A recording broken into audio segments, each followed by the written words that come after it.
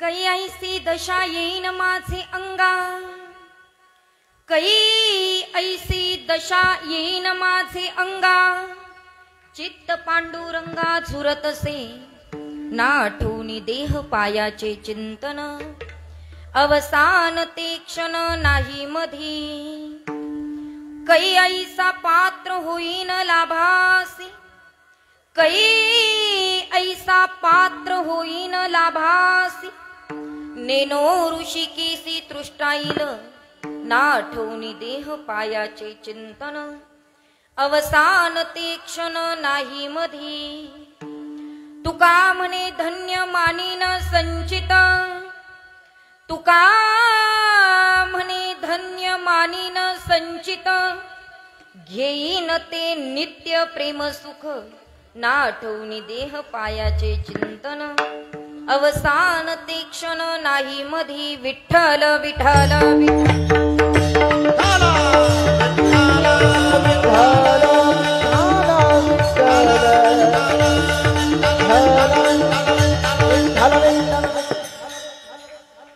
प्रथम नमन करू गणनाथ उमाशंकराचे असुता, चरणावरी ठेवणी माथा साष्टांगे आता दंडवत,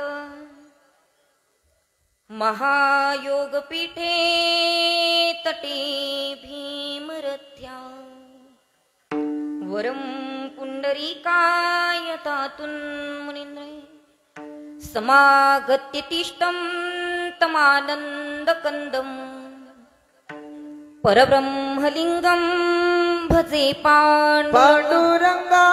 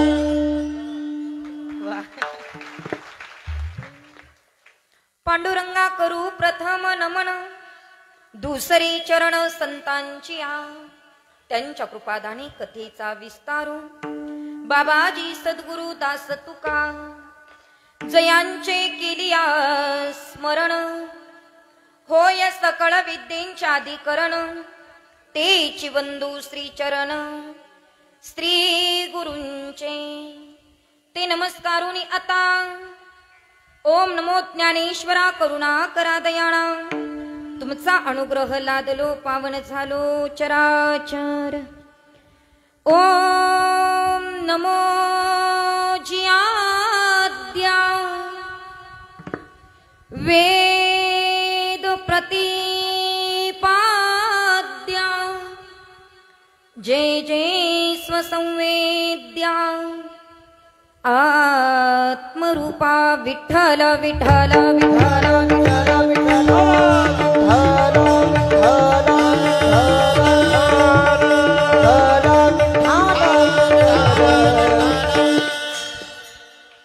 कै ऐसी दशा येईन माझे अंगा, कै ऐसी दशा येईन माझे अंगा, चित्त पांडुरंगा झुरत असे ना आठवणी देह पायाचे चिंतन, अवसान ते क्षण नाही मधी।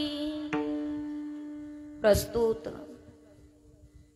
प्राप्त प्रसंगी कीर्तन रूपी सेवेकरिता निवडलेला अभंग महान भागवत भक्त संत श्रेष्ठ जगद्गुरु तुकोबाराय यांचा अत्यंत महत्वाचा, बहुतेकांच्या परिचित असणारा, ओळखीचा असणारा, साधा सोपा 4 चरणाचा, पण तुकोबारायांचा विनंतीपर प्रकरणातला अभंग आज या ठिकाणी अखंड हरिनाम सप्ताहाच्या 6व्या दिवसाच्या सेवेकरिता निवडलेला आहे। विठ्ठल विठ्ठल विठ्ठल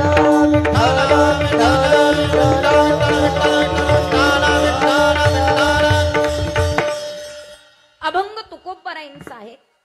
अभंग तसा सोपा आहे, पण अभंगामध्ये तुकोबाराय भगवान परमात्म्याला विनंती करतात व्हावी याकरता तुकोबाराय व्हावी एवढा तुकोबारायांचा अधिकार फार मोठा आहे महाराज। ऐका, देवाला सांगायचं असेल तर अधिकार पाहिजे, विनंती करायची असेल तरी अधिकार पाहिजे। देवाशी बोलू शकत नाही आणि पत्नीशी बोलायचं असेल तरी नवरा म्हणून अधिकार लागतो, मुलांशी बोलायचं असेल तर आईबाप म्हणून अधिकार लागतो, तसं देवाशी बोलायचं असेल तर भक्त म्हणून अधिकार लागतो। आणि जगद्गुरु तुकोबारायांचा तेवढा अधिकार आहे, म्हणून तुकोबाराय देवाला विनंती करतात। हा अभंग या ठिकाणी मी मुद्दामच निवडलेला आहे, याचं कारण सांगते तुम्हाला। ऐका, तुमच्या सप्ताहाला किती वर्ष झाली?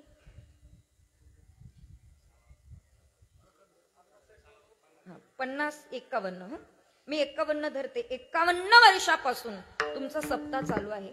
नित्यनेमाने सकाळी काकडा भजन असेल, त्याच्यानंतर ज्ञानेश्वरी पारायण, त्याच्यानंतर भजन, त्याच्यानंतर हरिपाठ आणि त्याच्यानंतर कीर्तन, असं नित्यनेमाने 51 वर्षापासून हे सगळं चालू आहे दादा, हे सगळं चालू आहे। पण मला सांगायचं एवढंच आहे की हे सगळं 51 वर्षापासून आम्ही नित्यनेमाने करतो, पण स्वतःला कधीतरी असा प्रश्न विचारला पाहिजे की देवा, तुझ्यासाठी काकडा करतोय, तुझ्यासाठी हरिपाठ करतोय, तुझ्यासाठी कीर्तन ऐकतोय, पण ती दशा मला निर्माण झाली का? हा प्रश्न कधीतरी स्वतःच्या अंतःकरणाला केला पाहिजे। ऐका, हरिपाठ करत असताना ती दशा मला निर्माण होते का? कीर्तन करत असताना ती दशा मला निर्माण होते का? यदा कदाचित पांडुरंगाची वारी करत असताना ती दशा मला निर्माण होते का? आम्ही त्या दशेपर्यंत जाऊन पोहोचलो का? असं कधी ओळखायचं? कारण इथून मजल दर मजल करत करत करत करत पांडुरंगापर्यंत गेलो आणि पांडुरंगाचे चरण बघितले की डोळ्यात पाणी आलं की समजायचं आम्हाला ती दशा निर्माण झाली। हरिपाठ करता करता माऊलींच्या सानिध्यात गेल्याच्या नंतर ज्ञानोबारायांकडे बघितल्याच्या बरोबर, समाधीचं दर्शन घेतल्याबरोबर आमच्या डोळ्यात जर पाणी येत असेल तर समजायचं आम्हाला ती दशा निर्माण झाली। नित्यनेमाने हरिपाठ करून, नित्यनेमाने काकडा भजन करून महाराज ती दशा जर निर्माण होत नसेल तर आमची 51 वर्ष वाया गेले तसं समजायला हरकत नाही। ती दशा आम्हाला परमार्थातली निर्माण होणं अत्यंत महत्वाचं आहे। तसं तुकोबाराय म्हणतात, देवा ती दशा मला अजून निर्माण झाली नाही, ती दशा मला कधी निर्माण होईल? कारण तुकोबारायचा तेवढा अधिकार आहे महाराज। मी अनेकदा सांगत असते, अधिकारी तुकोबाराय, संतांनी तुमच्या आमच्यासाठी गाथा लिहून ठेवलात नाही, संतांचे तुमच्या आमच्यावर फार मोठे उपकार आहे। नवे नवे ज्ञानोबारायांनी ज्ञानेश्वरी लिहून ठेवली, ते तुमच्या आमच्यासाठी फार मोठे संतांचे उपकार आहेत महाराज।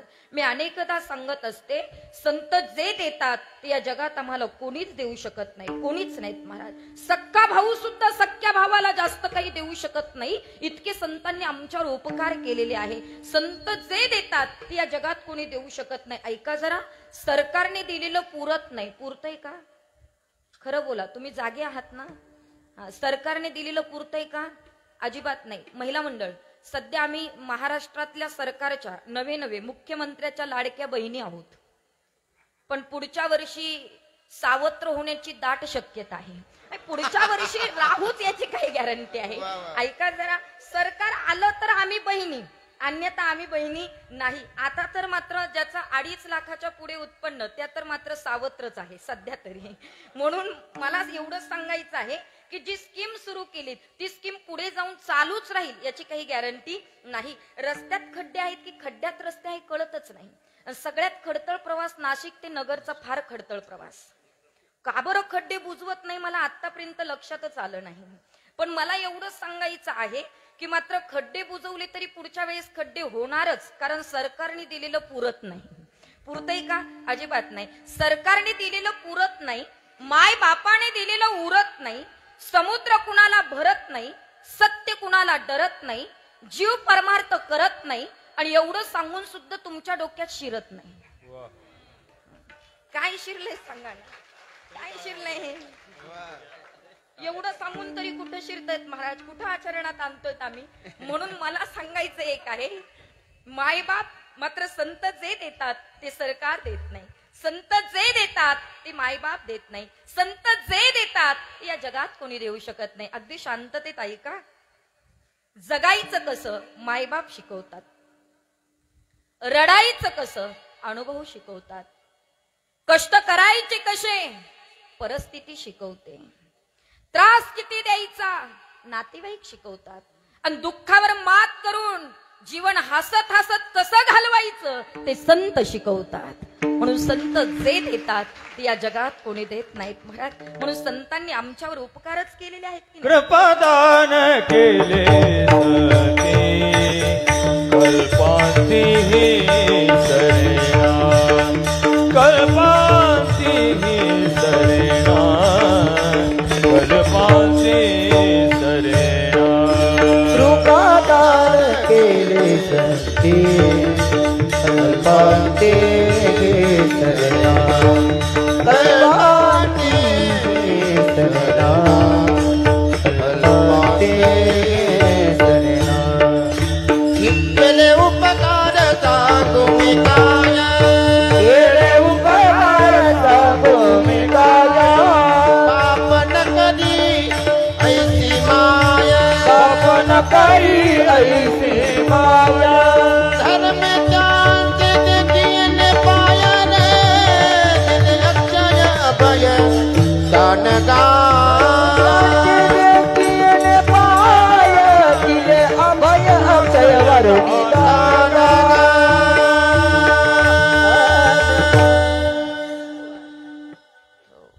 प्रमाण सुद्धा प्रमाणात द्यायला आणि विषयाला धरून द्यायला फार मोठी बुद्धिमान लागतं. आणि खरं सांगायचं म्हटलं तर सुनील महाराज पारे मागे हटणार नाहीत. याचं कारण आहे ते स्वतःच कीर्तनकार आहेत. कारण कीर्तनकाराला कीर्तनकाराची कळ असतेच महाराज. म्हणून ऐका, फार गोड प्रमाण दिलं. केले उपकार सांगू मी काय, काय सांगू संतांनी किती उपकार केलेत महाराज. हे संतांनी आमच्यावर उपकारच केलेले आहेत. महत्वाचा विषय ऐका. मायबाप देहदान करतात, मायबाप देहदान करतात, देव जीवदान करतो, आणि संत कृपादान करतात. म्हणून कृपादान केले संती कल्पांती सरेना. कल्पापर्यंत संपत नाही, सरत नाही, इतकं कृपादान संतांनी केलेलं आहे. म्हणून संत जे देतात या जगात कोणी देऊ शकत नाही. जगायचं कसं संतांनी शिकवलं, वागायचं कसं संतांनी शिकवलं, मरायचं कसं संतांनी शिकवलं. देव काय आहे संतांनी सांगितला, आणि संत काय आहे संतांनी सांगितलेत महाराज. म्हणून मला एवढं सांगायचं आहे की संतांनी तुमच्या आमच्यावर हे केलेले उपकारच आहे. म्हणून संतांचा एक एक अभंग समजून घेणं हे आमचं आद्य कर्तव्य आहे. आणि म्हणून तुकोबाराय अधिकारी, तुकोबारायांनी अधिकाराने देवाला विनंती करावी की तुकोबाराय म्हणतात देवा मला ती दशा निर्माण व्हावी. तसं आपण परमार्थ करता करता ती दशा आम्हाला निर्माण व्हावी याच्या करता आम्ही सतत प्रयत्न केले पाहिजे. मग ती परमार्थातली दशा जर आम्हाला निर्माण करायची आहे तर मग प्रपंच करणाऱ्यांनी काय करायचं आणि परमार्थ करणाऱ्यांनी कसा करायचा, त्यातलं सुद्धा गोड आणि महत्वाचं सूत्र सांगते ऐका. ती दशा जर प्राप्त करायची असेल तर प्रपंच करताना प्रपंच करणाऱ्यांनी प्रपंच हा अधगामी करायचा. ऐकताय ना तुम्ही सगळे. आणि परमार्थ करताना परमार्थ करणाऱ्याने परमार्थ हा ऊर्ध्वगामी करायचा. अधगामी आणि ऊर्ध्वगामी ही शास्त्रीय परिभाषा आहे. जरा मराठीत सांगते ऐका. प्रपंच करताना प्रपंच करणाऱ्याने प्रपंच हा अधगामी करायचा म्हणजे खाली पाहून करायचा. आणि परमार्थ करताना परमार्थ करणाऱ्याने परमार्थ ऊर्ध्वगामी करायचा म्हणजे वर पाहून करायचा. मग काही लोक म्हटले ताई असा आभाळाकडे पाहून करायचा का? नाही, शब्दशः अर्थ घ्यायचा नाही. कारण जेव्हा एका शब्दाचे दोन अर्थ निघतात त्याला व्याकरण परिभाषेमध्ये श्लेष अलंकार म्हणतात. आणि जसं कीर्तनकारावर तुम्ही जबाबदाऱ्या टाकतात तशा ऐकणाऱ्यांच्या सुद्धा जबाबदाऱ्या आहे. मग ऐकणाऱ्यांच्या जबाबदाऱ्या काय? कीर्तनकाराने अभंग सोडवलाय की नाही ही ऐकणाऱ्याची जबाबदारी. कीर्तनकाराने सांगितलेला शब्द नेमका त्याचा अर्थ काय हे ऐकून घ्यायचं आणि आचरणात आणण्याची जबाबदारी तुमची आहे. तुम्ही कीर्तनकारावर किती जबाबदाऱ्या टाकतात? कीर्तनकार वेळेत आले पाहिजे. कीर्तनकाराने फार 9च्या पुढे लांबवायला नको असंच वाटतं जेवण असल्यावर. पण ऐका ना, मी काही लांबवणार नाही, पण मला एवढं सांगायचं आहे कीर्तनकाराने फार भरड कथा लांबायला नको. कीर्तनकाराने अभंग सुटसुटीत सोडवला पाहिजे. कीर्तनकाराने अन्य काही विषय सांगायला नको. कीर्तनकाराने फार विनोदात्मक कीर्तन करायला नको. कीर्तनकाराने नीट अभंग सोडवा अशा तुमच्या आमच्याकडनं अपेक्षा आहे. तसं आमची सुद्धा तुमच्याकडनं अपेक्षा आहे की आम्ही सांगितलेले शब्द त्या शब्दाचा योग्य अर्थ ग्रहण करणं ही ऐकणाऱ्याची जबाबदारी आहे. कारण मराठी शब्द असेल दादा एका एका शब्दाचे 2-2, 3-3 अर्थ निघतात जर बोलायला गेलं तर. असे आपल्याकडे भरपूर शब्द आहेत. किती शब्द आहेत? शब्द सांगताय का? पहिले एकत्र कुटुंब पद्धती होती, महिला मंडळ एकत्र कुटुंब पद्धती होती. सध्या महाराष्ट्राला काय रोग आला कुणास ठाऊक की एकत्र राहिलाच नाही म्हणतात. खरंय की नाही? नाही म्हणतात एकत्र राहिला. उलट मुलगी पाहायला गेलं तर ती म्हणते एकुलता एक असेल तर लग्न करील. मग ज्याचे 2 आहे त्यानं दुसरं का म्हसोबाला सोडायचं का? फार मोठा प्रश्न आहे दादा. पण पहिले एकत्र कुटुंब पद्धती होती आणि मुलगी देताना एकत्र कुटुंबात आपण मुलगी द्यायचो. ही ज्येष्ठ मंडळी माझ्या पुढे बसलेली आहेत. दादा आपण एकत्र कुटुंबात मुलगी द्यायचे का द्यायचे याचं कारण होतं एकत्र कुटुंबामध्ये संस्कार रुजलेले असायचे. एकत्र कुटुंबामध्ये दबाव असायचा. एकत्र कुटुंबामध्ये धाक असायचा. एकत्र कुटुंबामध्ये पेहराव कसा करायचा हे ज्येष्ठ मंडळी सांगायचे. म्हणून एकत्र कुटुंबामध्ये संस्कृतीची जोपासना असायची, संस्काराचं पालन असायचं. म्हणून एकत्र कुटुंबात आपण मुलगी द्यायचं. पण आता काय एकत्र राहायलाच नाही म्हणतात. पण जुन्या कुटुंबाचं सांगते ऐका. असं 45 लोकांचं एकत्र कुटुंब होतं. ऐकताय ना तुम्ही सगळे? का भूका लागल्या तुम्हाला? सारखं पातेल्याकडे पाहू नका. ते जेवायचंच आहेत आपल्याला, पण तुम्ही माझ्याकडे पाहिलं तर मला बरं वाटेल. हा ऐका, एकत्र कुटुंब पद्धती. एका कुटुंबामध्ये एकूण 45 लोक राहत होते आणि सासू मोठी कडक होती दादा. सासूने कडक असणं सध्या काळाची गरज आहे असं मला तरी वाटतं. का कडक असावं? कारण मुलीसारखं सुद्धा प्रेम करता आलं पाहिजे आणि मात्र त्या ठिकाणी सासू सारखं कडक सुद्धा सासूला वागता आलं. आता सध्याच्या सासा कशा आहेत माहिती का? लग्न झालं की सुनेला फार डोक्यावर घेतात आणि मग ती मिरे वाटायला लागली की अख्ख्या गावाला घराने सांगतात. काय उपयोग आहे? आई सारखं प्रेमही करता आलं पाहिजे आणि सासू सारखं कडकही वागता आलं पाहिजे. ती सासू कडक होती आणि इतकी कडक होती की सासून सगळ्या सुनांना बोलवून घेतलं. इकडे या सगळ्यांनी बाहेरची कामं करायची.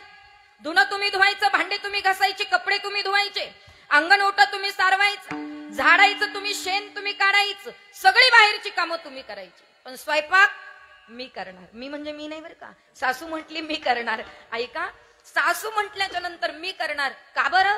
कारण माझ्या मुलांना फक्त माझ्या हातचीच भाजी आवडती म्हणून स्वयंपाक कोण करणार? मी करणार. सगळ्या सुना कामाला लागल्या. सासूबाईंनी भाजी शिजत टाकली. भलं मोठं पातेल्यात भाजी शिजत टाकली. आता 45 लोकांचं कुटुंब म्हटल्यानंतर पातेलं एवढं घेऊन नाही चालणार दादा. भलं मोठं पातेलं घेतलं, भाजी शिजली, भाजी उकळली, भाजीचं पातेलं असं उचललं बाजूला काढून ठेवलं, भाकरी थापायला सुरुवात केली. नवीन आलेली सुनबाई, तिच्या वाट्याला काम राहिलं नाही. ती सारखी भाज्याकडे पाहायची, भाकरीकडे पाहायची, भाजीकडे पाहायची. कारण उभ्या आयुष्यात तिने एवढी मोठी भाजी पाहिली नव्हती. ती सारखी भाजीकडे पाहायची, भाकरीकडे पाहायची. तेवढ्या सासूबाई म्हणली, का ग काय माझ्या तोंडाकडे पाहते? तुला काही काम नाही का? ती म्हणली, आत्या काम तरी काय करू ते तरी सांगा. आत्या म्हटली, एक काम कर, रात्रीच्या स्वयंपाकाची तयारी म्हणून शेंगदाणे घे आणि भाजीत बस. काय सांगितलं? हा, उशिरा का होईना कळून घेत चला, काही घाई नाही आपल्याला. हा, उशिरा का होईना करंट लागला पाहिजे. करंट लागणं महत्वाचं आहे, हे महत्वाचं आहे का? तिला काय सांगितलं? शेंगदाणे घे भाजीत बस. तिने शेंगदाण्याचा डबा घेतला, डबा, आणि ती उकळलेली भाजी तिच्यात जाऊन बसली. पाहता काय भाजली काय. हो, शेंगदाणे घे आणि भाजीत बस. म्हणजे उकळत्या भाजीत बस का नाही, शब्दशः अर्थ. आता किती शब्द सांगायचे तुम्हाला. सगळे विद्यार्थी शाळेत बसलेले होते आणि बसल्या बसल्या सरांनी सगळ्या विद्यार्थ्यांना सांगितलं उद्या सगळ्यांनी येताना ग्रहपाठ करून आणायचा. तेवढ्यात एक मुलगा म्हटला, सर ग्रहपाठ तरी काय करायचा ते तरी सांगा. सर म्हटले, बघा उद्या सगळ्यांनी येताना म्हशीवर निबंध लिहून आणायचा. काय सांगितलं? हा, म्हशीवर निबंध. ते घरी गेले आणि ज्याने त्यांनी निबंध लिहायला सुरुवात केली. म्हशीला 4 पाय असतात, 1 शेपूट असते, 2 कान असतात, म्हैस दूध देते, दुधापासून ताक बनतं, दही बनतं, तूप बनतं, लोणी बनतं, सगळं असं व्यवस्थित लिहिलं. सगळे विद्यार्थी शाळेत आले. सरांनी सगळ्यांना विचारलं, का रे सगळ्यांनी निबंध लिहिला का? म्हणले, हो सर आम्ही सगळ्यांनी निबंध लिहिला. सगळ्यांच्या वह्या चेक करत करत करत करत कोपऱ्यापर्यंत गेले आणि कोपऱ्याला एक विद्यार्थी बसलेलं होतं. आणि आता ज्या अर्थी ते कोपऱ्याला बसलेलं होतं म्हणजे ते कसं असेल, कसं असेल पुरव? हुशार असेल. तुमच्याकडे उलट शिकवतं वाटतं.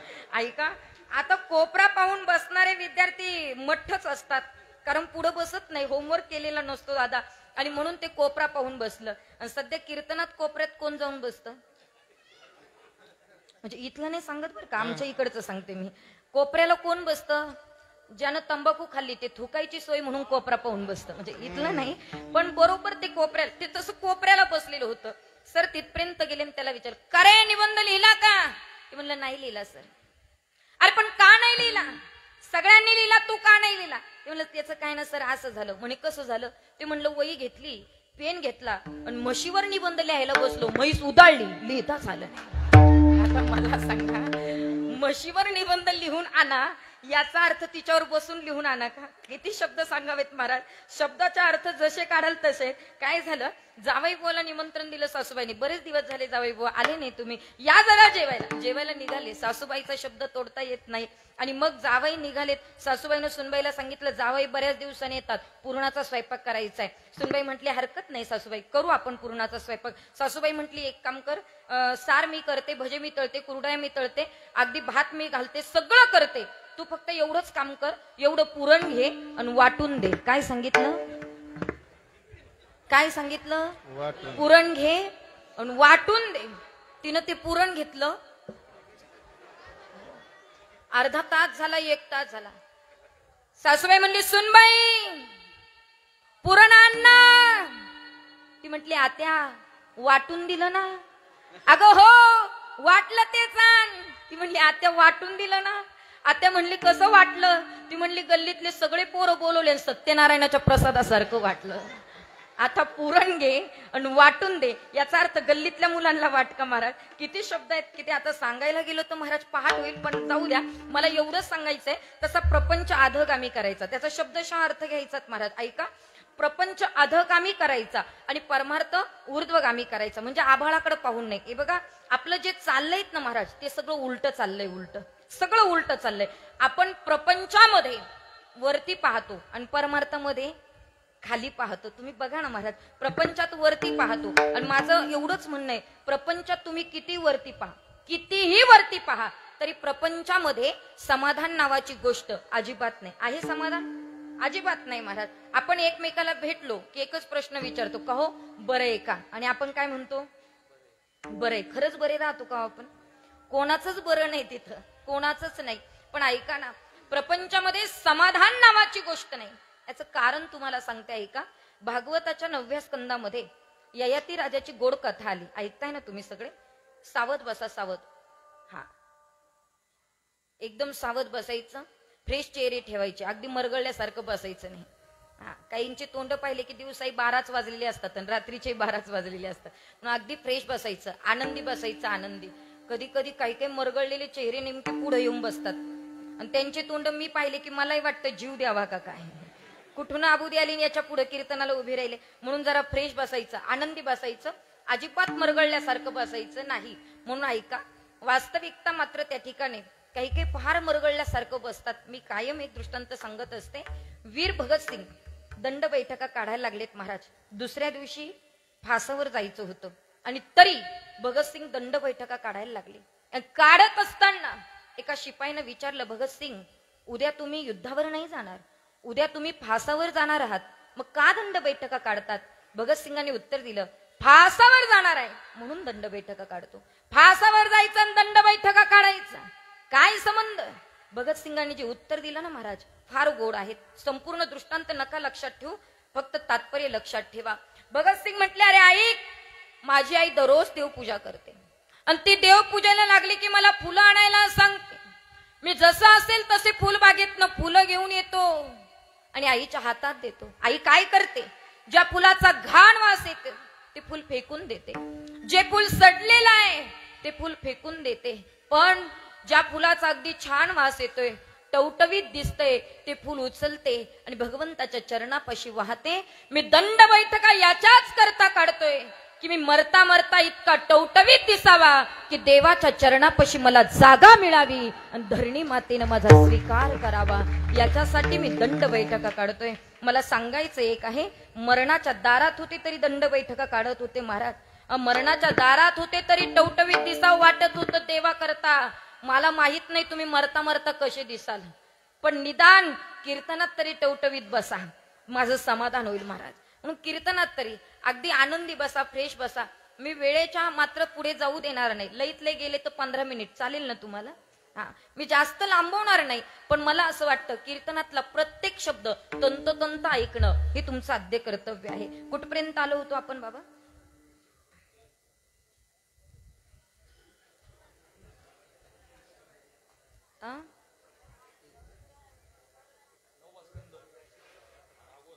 वा, तेवढे जिवंत आहेत, मला बरं वाटलं. सुनील महाराज, कीर्तन हे जिवंतपणे ऐकलं पाहिजे. आपल्या लोकांना कधी कळेल माहित नाही. जिवंतपणे बसावं कीर्तनात, एक एक शब्द ऐकला पाहिजे. ऐका जरा, वास्तविक सांगते तुम्हाला.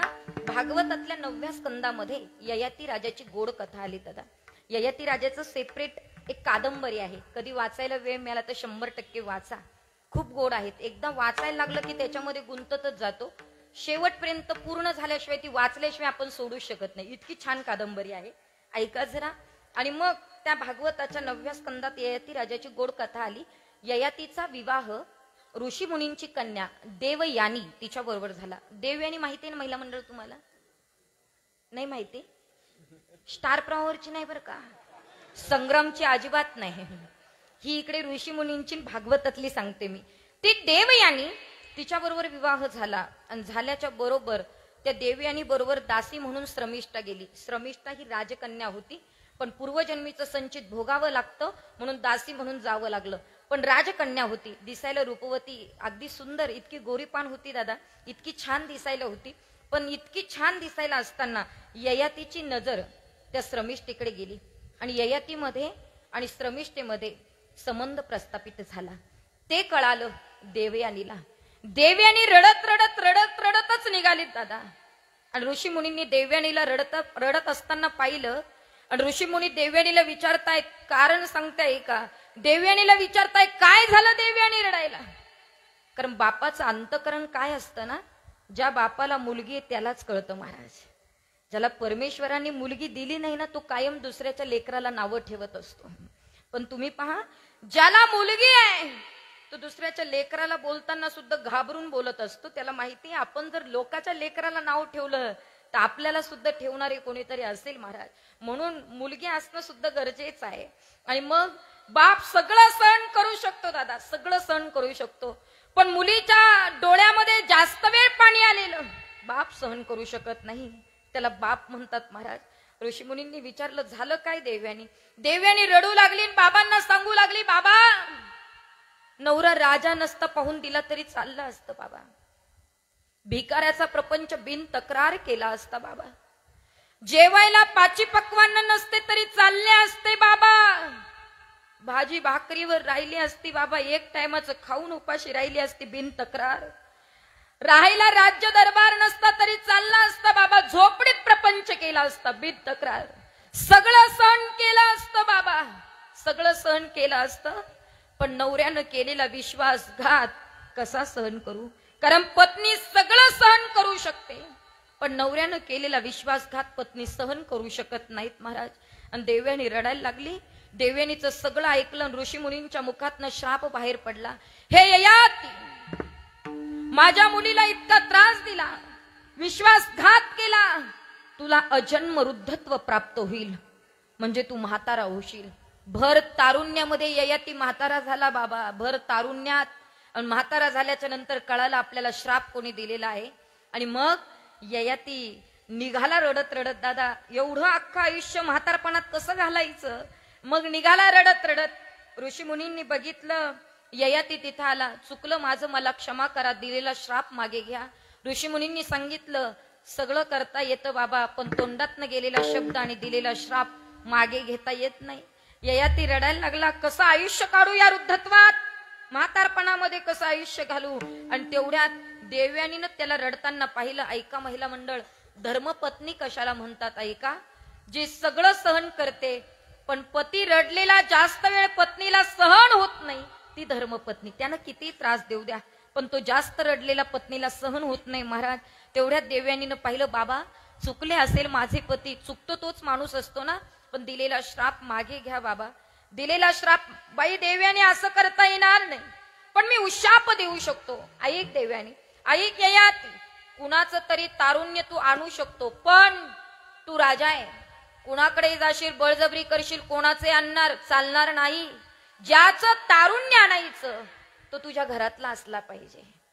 ययाती गेला, सगळ्या मुलांना सांगितलं, मुलं अशी उभी राहिले दादा, आणि मुलांना सांगितलं, हे पोरांनो तुमचं तारुण्य तुम्ही मला द्या. काय बाप आहे हो, तुमचं तारुण्य तुम्ही मला द्या, मी प्रपंच करतो आणि तुम्ही वाऱ्या करा. काय बाप आहेत दादा. आणि तेवढ्यात मात्र सगळे मुलांनी पावलं मागे घेतली. एका मुलाचं नाव होतं पुरू. पुरूनं सांगितलं, बाबा मागून मागून काय मागितलं, तारुण्य, माझं तारुण्य मी तुम्हाला दिलं. पुरूचं तारुण्य घेतलं महाराज ययातीनं, आणि तारुण्य घेतल्याच्या नंतर थोडा नाही थिडका नाही 10,000 वर्ष संसार केला. किती ऐकताय का तुम्ही, 10,000 वर्ष प्रपंच केला. 10,000 वर्ष प्रपंच करून त्या प्रपंचामध्ये समाधान मिळालं नाही. मग मात्र त्या ठिकाणी समाधान न मिळाल्यामुळे अशा प्रपंचाला ययातीनं तिलांजली वाहिली आणि पुरूचं घेतलेलं तारुण्य पुरूला परत देऊन टाकलं. मला सांगायचं एवढंच आहे की विषय भोगामध्ये तृप्ती नाही. विषय भोगीता बिन तृप्त झाला, विषय भोगीता कोण तृप्त झाला. विषय भोगी कोण तृप्त झाला, विषय भोगी कोण तृप्त झाला. इंद्रने मला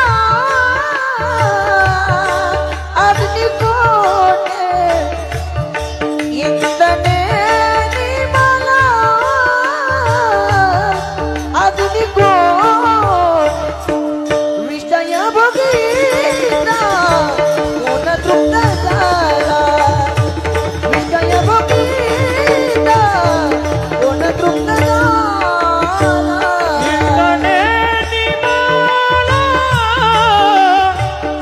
अग्नी जैसा, इंद्रने निमाला अग्नी जैसा.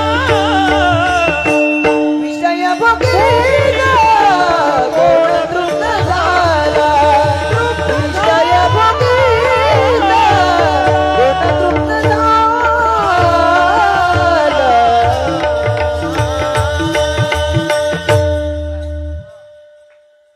वा वा वा.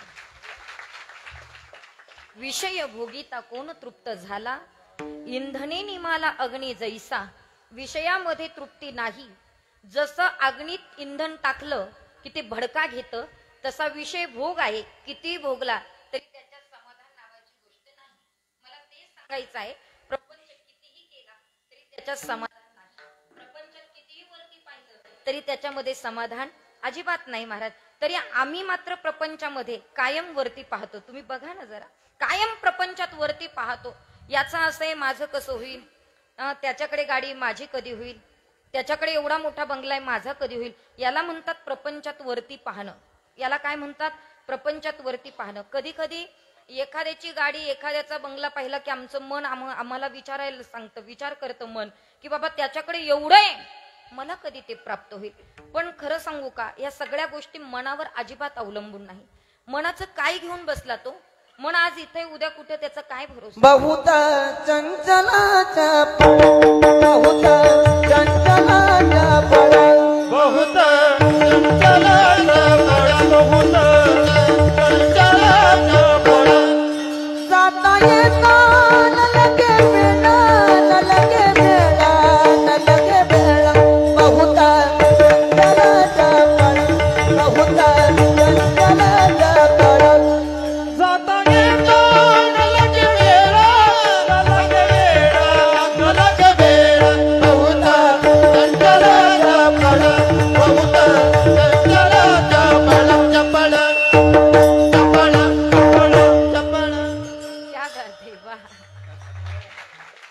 बहुत चंचल चपळ जाता येता न लगे वेळ. त्याला यायलाही वेळ लागत नाही, जायलाही वेळ लागत नाही. कुणाला? मनाला. खरं तुम्ही सगळे खरं बोलतात का? खरं काही असे करता, काही असे करता. नेमकं काय? बरं जाऊ द्या, घरी कसे बोलतात मला माहित नाही. इथं खरं बोलाल ना? खरं बोलाल ना? खरं सांगा मला. मला एक प्रश्नाचं उत्तर द्यायचं.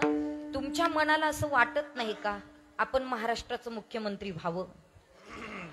खरं बोला. खरं वाटतं ना? मला सुद्धा वाटतं मी महाराष्ट्राचं मुख्यमंत्री व्हावं. माझ्या मनाला सुद्धा वाटतं ना दादा. पण माझ्या मनाला वाटतं मी महाराष्ट्राचं मुख्यमंत्री व्हावं, पण माझं प्रारब्ध मला सांगते तू गपचूप कडाकडाने कीर्तन कर.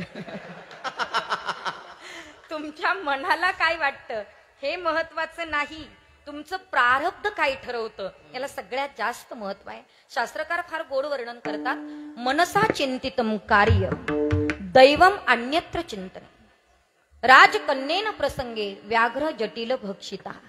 तुमच्या मनाला काय वाटतं याला महत्व नाही, तुमचं दैव तुमचं प्रारब्ध काय ठरवतं याला सगळ्यात जास्त महत्व आहे. पुढे प्रसंग बघा किती गोड सांगितलाय. राजकन्येन प्रसंगे व्याघ्र जटिल भक्षिता. राजकन्येचा प्रसंग सांगितला, ऐका जरा. राजाची कन्या होती आणि ती उपवर झालेली होती, अर्थात लग्नाच्या वयात आलेली होती. एक सांगू दादा, बापाच्या जीवनातला सगळ्यात कठीण प्रसंग कोणता असेल ना तर तरुण मुलीला सांभाळणं बापाच्या जीवनातला सगळ्यात कठीण प्रसंग. हो, सध्या तर फार अवघड आहे परिस्थिती, तर फार डेंजर आहे सध्या. तरुण मुलगी सांभाळणं सोपं राहिलं नाही दादा. आता तरी मात्र त्या ठिकाणी आम्हाला पहिलं 18 वर्षाची पोरगी झाली की मग चिंता वाटायची. आता तसं नाही. आता महाराष्ट्रात आणि भारत देशामध्ये 6 वर्षाच्या मुलीवर सुद्धा अत्याचार बलात्कार व्हायला लागले. किती दुर्दैव आहे, विचार करण्यासारखी गोष्ट आहे. मी तर म्हणते गेल्या वर्षी तेच, याही वर्षी तेच होतंय संपूर्ण महाराष्ट्रात आणि भारतात. आम्ही किती आंदोलन करणार, किती मेणबत्त्या जाळणार. माझं स्वतःचं वैयक्तिक असं मत आहे, आता मेणबत्त्या जाळण्याच्या भानगडीत पडू नका, कारण मेणबत्त्या जाळण्यापेक्षा बलात्कारी जाळा म्हणजे मेणबत्ती जाळायची वेळ पडणार. त्याच्यावर ठोस निर्णय घेणं आता सध्या काळाची गरज आहे दादा. म्हणून मात्र मुली सांभाळणं फार कठीण आहे, फार कठीण आहे. घरात तरुण मुलगी असली की बापाचं सगळं चित्त, बाप किती कष्ट करेल हो, किती कष्ट करेल. बापाला सगळे कष्ट परवडतात, पण बापाला तरुण पोरगी सांभाळणं फार कठीण आहे दादा. आणि म्हणून योग्य वयामध्ये लग्न झालेलं कधी बरं असतं असं मला वाटतं बरं का. आता लोक म्हणतात डॉक्टर होऊ द्या आणि इंजिनियर होऊ द्या, काय व्हायचं ना ते नवऱ्याच्या घरी होऊ द्या. आता सोपं नाही राहिलं ना दादा. लोक म्हणतात अजून बारीक आहे. कधी 25 वर्षाची पोरगी होती तरी लोक म्हणतात ताई अजून बारीक आहे. मग काय 32 वर्षावर लग्न करता का? म्हातारी झाल्यावर लग्न करण्यात काय अर्थ आहे? मला सांगायचं एवढंच आहे महाराज, योग्य वयामध्ये विवाह होणं सुद्धा महत्वाचं आहे. पण मात्र त्या राजाची मुलगी उपवर झाली, लग्नाच्या वयात आली आणि लग्नाच्या वयात आल्या प्रधानाला बोलावून घेतलं. प्रधानजीला सांगितलं, प्रधान असा ज्योतिष आणा की तो माझ्या मुलीचं भविष्य सांगू शकेल. आणि मग ज्योतिष आले दादा, बसायला पाठ दिला, खानपान झालं अगदी व्यवस्थित. आणि मग राजानं विचारलं, सांगा ना माझ्या मुलीचं कसं होईल, तिचं भविष्य काय असणार आहे, तिला नवरा कसा मिळणार आहे. बाप आई बाप वेडेच असतात तो मुलांच्या बाबतीत, पूर्णपणे वेडे असतात. त्यांना वाटतं आपल्या मुलाचं कसं होईल, काय होईल. फार मात्र त्या ठिकाणी चिंता असते आई बापाला. तुम्हाला खोटं नाही सांगत, दारात जर कोणी भीक मागायला आलं ना आणि ते जर म्हटलं ना मी भविष्य सांगतो, तरी आई बाप मुलांना बोलून घेतात आणि हात दाखवतात, सांगा माझ्या मुलाचं भविष्य. अरे ठीक आहे तुम्हाला हात आहे तुमचं भविष्य, पण ज्याला हातच नाही मग त्याला भविष्य नाही का? हाही प्रश्न आपल्या डोळ्यासमोर आपण ठेवला पाहिजे. श्रद्धा असावी पण अंधश्रद्धा नसावी, या मात्र माझं म्हणणं एवढंच आहे. मुलगी उपवर झाली, राजानं मात्र प्रधानाला सांगितलं, प्रधानजी ज्योतिष आलेत घेऊन. ज्योतिष्य बसलीत. ज्योतिषांना विचारलं, माझ्या मुलीचं कसं होईल, काय होईल, सगळ्या प्रश्नांची उत्तरं सांगा. ज्योतिष म्हटले, बघा सगळं भविष्य सांगतो, पण जोपर्यंत तुमची मुलगी पाहत नाही तोपर्यंत तिचं भविष्य सांगता येत नाही. राजआज्ञा झाली. मुलगी बाहेर आली. दादा, मुलगी इतकी दिसायला सुंदर होती की ज्योतिषाची नजर त्या मुलीकडे गेली आणि ज्योतिषाने त्या मुलीकडे पाहिल्याच्या नंतर मनातली मनात विचार केला, राजा कशाला कोणाला देतोय, मलाच दिली तर काय बरं होईल. ऐकताय ना तुम्ही सगळे, काय विचार केला, मलाच दिली तर काय बरं होईल. आणि मग आता राजाला असं म्हणावं तर राजा आपल्याला पोरगी देणार नाही, त्याच्यासाठी काहीतरी करावं लागेल. म्हणून आता ऐका, त्या ज्योतिषानं काय केलं, असा चौकण आखला, सगळे मंगळ गुरु एकत्र केले आणि राजाला सांगितलं, राजे साहेब, तुमची जी मुलगी आहे ती 2 कुळाचा नाश करणारी आहे. हिला जर घरात ठेवलं तर एक तर आई तरी मरल, नाही तर बाप तरी मरल. राजाचे डोळेच पांढरे. राजा म्हणला, आता हिचं काय करायचं. ज्योतिषी म्हणलं, काही नका करू, सोपं सांगतो, हिला मारू बिरू नका, अजिबात मारू बिरू. मग काय करायचं, लाकडी पेटार घ्या, पेटार पोरगी पेटाऱ्यात टाका आणि पेटार नदीला सोडून द्या. कारण याचं झोपडं नदीलाच होतं दादा. हो, त्याला माहित होतं पेटारे येऊन येऊन कुठे येणार, आपल्याकडेच येणार. आणि मग सांगितलं आणि ती निघून गेलं. राजा बिचारा उदास झाला, नाराज झाला. नाराज झाल्याच्या नंतर तेवढ्यात प्रधानजी आले. प्रधानाने विचारलं, राजेसाहेब झालं काय, फार उदास आहात तुम्ही. काही नाही बाबा, असा घडलेला प्रसंग सगळा सांगितला. प्रधानजी म्हणले, अजिबात चिंता करू नका, दुसरा ज्योतिष आणतो. दुसरा ज्योतिष आणला, त्याला बसायला पाठ दिला आणि मग ते बसल्याबरोबर त्या मुलीकडे पाहिलं. सगळं भविष्य अगदी छान सांगितलं. 2 कुळाचा उद्धार करणारी आहेत, ज्या घरात जाईल त्या घरात लक्ष्मी प्राप्त होईल, मुलीला मात्र राज्य कारभार मिळेल, अगदी सगळं व्यवस्थित होईल, चिंता करायची अजिबात गरज नाही.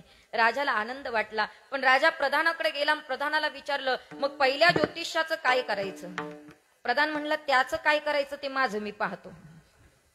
कारण पहिल्यापासून येत ना दादा, काय पहिले राजापेक्षा प्रधान हुशार आणि आता मंत्र्यापेक्षा त्याचा पिये जास्त हुशार. किती खडी खायची, किती डांबर खायचं, जेवढं पियेला माहिती तेवढं कोणालाच माहित नाही दादा. म्हणून वशीला मंत्र्याला लावायचा नाही, वशीला पियेला लावायचा. हा ऐका, मला सांगायचं एवढं, प्रधानजी म्हणले, त्याचं काय करायचं, माझं मी पाहतो. लाकडी पेटार घेतलं, पेटार 4-5 दिवसाचा उपाशी पिसाळलेला वाघ धरून आणला आणि पेटाऱ्यात टाकला. पेटार बंद केलं आणि पेटार नदीला सोडून दिलं. हे वाटच पाहत होतं गिराईक. यानं ते पेटार पाहिलं गड्या आणि धोत्रासहित पाण्यात उडी घेतली, दमच राहिला नाही. धोत्रासहित पाण्यात उडी, पेटार असं उचललं, मनात विचार आला, राजकन्या मिळाली. काय आनंदाची गोष्ट आहे, राजकन्या मिळाली. बाहेर आलो महाराज, पेटार उघडेपर्यंत दम नव्हता. भला मोठा दगड घेतला, पेटाऱ्यावर टाकला आणि टाकल्याबरोबर 4-5 दिवसाचं गुदमारलेला पिसाळलेला वाघ त्यानं जसं तोंड काढलं तसं याचं नरडच धरलं. एवढंच रपकन धरलं असेल गड्या. हा, फरकच नाही. ऐका, धरलं. मला सांगायचं एकच आहे की याच्या मनानं चिंतन केलं होतं, मला राजकन्या मिळाली पाहिजे. याच्या प्रारब्धाने चिंतन केलं, याचा मृत्यू झाला पाहिजे. म्हणून राजकन्येन प्रसंगे व्याघ्र जटिल भक्षिता, म्हणून मनसा चिंतितम कार्य दैवम अन्यत्र चिंते. महाराज म्हणतात, तुमचं मन काय चिंतन करतं याला महत्व नाही, तुमचं प्रारब्ध काय ठरवतं याला सगळ्यात जास्त महत्व आहे. म्हणून प्रारब्धावर अवलंबून येतो. आम्ही विनाकारण म्हणतो, तो श्रीमंत मी गरीब का, त्याच्याकडे एवढे पैसे का, माझ्याकडे का नाही. एक सांगू दादा, संपत्ती ही प्रारब्धावरच अवलंबून असते. कशावरून, ज्ञानोबारायची ओवी ऐका म्हणजे खरं पटेल. ज्ञानोबाराय म्हणतात, भाग्यचिनी भडसे उद्यमाचिनी मिसे, संपत्ती जाता पैसे घररी गे. अन्न मन धान येतो प्रारब्धाधीन, येतो प्रारब्धाधीन, येतो प्रारब्धाधीन.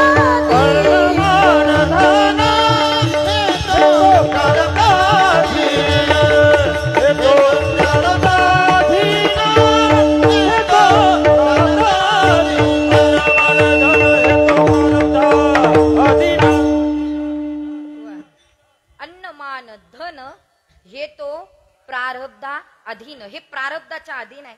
उगा आम्ही म्हणतो याच्याकडे काय ना आमच्याकडे काय नाही, त्याचं कारणच आहे, त्याच्या प्रारब्धात आहे म्हणून त्याला मिळतं, आमच्या प्रारब्धात नाही म्हणून आम्हाला मिळत नाही. कधी कधी तुम्ही बघा ना महाराज, वास्तविकता काहींकडे इतकी संपत्ती असते पण खायला कोणी राहत नाही. तसं एकाकडे भरपूर प्रॉपर्टी. असंच आहे शंभू महाराज, जिथं चणे तिथं दात नाही आणि जिथं दात आहे तिथं चणे नाही. ज्याला 100 एकर जमीन आहे त्याला पोरगच नाही, आणि ज्याला 4-5 पोरं आहे त्याला 1 बिघा सुद्धा नाही. हे असंच चाललंय दादा. संपत्ती भरपूर त्याच्याकडे. विचार केला, मी मरणाच्या दारात आहे. म्हातारं झालं म्हणजे मी मरणार. म्हातारं झालं मरावंच लागतं. म्हातारं झालं कशावरून ओळखायचं? पांढरे केस झाले की आपण म्हातारं होत असतो. पांढरे केस किती डाय केले काळे करण्याचा प्रयत्न केला तरी म्हातारं तरुण होत नाही. अजिबात नाही. म्हातारं म्हातारच असणार. म्हातारं झालं, विचार केला आता मी म्हातारं झालो, आयुष्य थोडंच राहिलं आपल्याकडे, पण आपण कधी मरू याची गॅरंटी नाही. आपली संपत्ती कुत्रे मांजरं खाण्यापेक्षा ती चांगल्याच्या ताब्यात गेली पाहिजे. आणि तेव्हाचे राजे चांगले होते दादा. राजा चांगला होता, राजाच्या ताब्यात संपत्ती जावे असं वाटलं, आणि म्हणून विचार केला सगळं नेऊन घेऊन गेलो तर राजा म्हणशील 7 दिवस पेटलं तर विजणार नाही एवढी प्रॉपर्टी माझी, आणि हा मला भीक देतो, कसं काय राजाला म्हणायचं. पण त्याने विचार केला काही करू, असा काहीतरी गुन्हा करू की राजानं ती संपत्ती घेतली पाहिजे आणि राजाच्या हाताने आपल्याला मरण आलं पाहिजे. काय मरण आलं पाहिजे. निघाला दादा, आणि निघाल्याबरोबर राजेसाहेब सिंहासनावर बसलेले होते. सगळी लोक त्या सभेला आलेली होती महाराज. इतकी गर्दी होती सभेला. राजेसाहेब सिंहासनावर होते. हे गेटवर उभं होतं, गेटवर, आणि सगळीकडे शांतता पसरली होती. इतकी शांतता होती, इतकी शांतता होती, ऐका ना, इतकी शांतता होती. मला हे सांगायचंय, इतकी शांतता होती, सगळीकडे शांत वातावरण. हे गेलं आणि गेल्याच्या नंतर पायातली चप्पल काढली आणि नाही म्हणून राजाच्या मारून फेकली. फेकल्याच्या नंतर राजाचा मुकुट खाली पडला. हो, खाली पडला. सगळे लोक त्याला मारायला धावले. सगळे लोक, प्रधानजी सहित सगळे त्याला मारतात. पण राजाची हळूच नजर त्या मुकुटाकडे गेली. पाहत होतं काय, त्या मुकुटावर भला मोठा विंचू नांगीवर करून उभा होता महाराज. नांगीवर करून. यानं विचार केला, यानं नसती चप्पल मारली तर मुकुट डोक्यावर असता, मुकुट डोक्यावर असता तो विंचू आतमध्ये असता, विंचू आतमध्ये असता त्यानं डंका मारला असता, त्याने डंका मारला असता तर काय माझी अवस्था असती. हा भाग्यवान होता म्हणून मी वाचलो. मारू नका त्याला, त्याच्यामुळं मी वाचलो. प्रधान म्हणलं मग याचं काय करायचं राजेसाहेब? अरे त्याच्यामुळं मी वाचलो, एक काम करा, 40,000 मोहरा घ्या आणि याला दान करून टाका. कळतंय का तुम्हाला? कळतंय? हा, हे द्यायला आलं होतं, द्यायला, पण याच्या प्रारब्धात आणखीन होतं ना, म्हणून याला आणखीन मिळालं. म्हणून भाग्याची नी भडसे. महाराज म्हणतात त्याच्या भाग्यात आहे त्याला मिळणार म्हणजे मिळणार.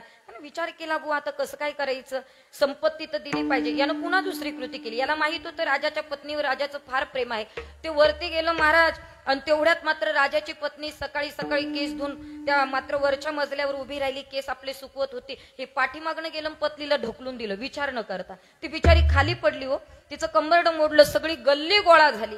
गल्लीला गोळा व्हायला वेळ लागतो का हो दादा? अजिबात वेळ लागत नाही. तुम्हाला जुनी म्हण सांगू का? गरीबाची मेली बायकू आणि कोणाला येईना ऐकू, आणि राजाची मेली शळी सारी गरजली आळी.